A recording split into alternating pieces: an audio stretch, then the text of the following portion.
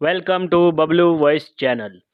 प्यारे दोस्तों, अपनी बेगमात को तवानाई से भरपूर ग़िज़ाएँ खिलाएं, जैसा कि शहद, देसी घी, ज़ाफ़रान वगैरह, और उनकी ज़हनी सेहत का भरपूर ख्याल रखें। क्योंकि बैंक से निकलते एक खातून को याद आया, कार की चाबी बैंक में भूल आई हूँ। वापस जाकर सबसे पूछा, मगर बैंक में चाबी नहीं थी। दोबारा परस छान मारा, उफ, चाबी गाड़ी में रह गई थी।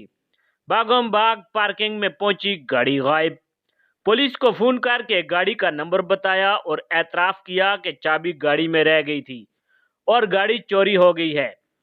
फिर थोड़े आसान बहाल हुए तो धड़कते दिल के साथ मियाँ को जिंदगी की मुश्किल तरीन कॉल की और अटकते अटकते बताया, गाड़ी चोरी हो गई है। उधर से मियाँ जी गरजे, मैं तुम्हें बैंक ड्रॉप करके आया था, तुम गाड़ी लेकर नहीं गई थी। खुदा का शुक्र अदा किया और मियाँ से कहा, आकर मुझे ले जाए। मियाँ जी बोले, ले तो जाऊं, पहले पुलिस को तो यकीन दिला लूं कि तुम्हारी कार मैंने चोरी नहीं की, मुर्गा बनाया हुआ है मुझे। प्यारे दोस्तों, बच्चा पैदा होने के 5 साल बाद एक दिन अचानक माँ को एहसास हुआ कि ये बच्चा हमारा नहीं लगता। क्यों ना इसका डीएनए टेस्ट करवाया जाए। शाम को उसका शौहर थका हारा ड्यूटी से घर वापस आया तो उसने अपने खदशे का इजहार उससे भी किया कि देखो, इस बच्चे की आदतें बहुत अजीब हैं। इसका देखना, चलना, खाना पीना और सोना वगैरह हमसे बहुत मुख्तलिफ है। मुझे नहीं लगता कि ये हमारा बच्चा है, चलो इसका डीएनए टेस्ट करवाते हैं।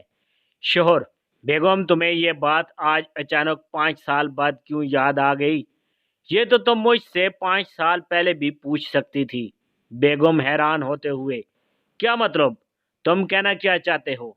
शौहर, बेगम, याद करो अस्पताल की वो पहली रात जब हमारा बच्चा पैदा हुआ था और कुछ ही देर बाद उसने पैम्पर खराब कर दिया था, तो तुमने ही मुझे कहा था, ए जी सुनिए, प्लीज़ बेबी को चेंज तो कर दे।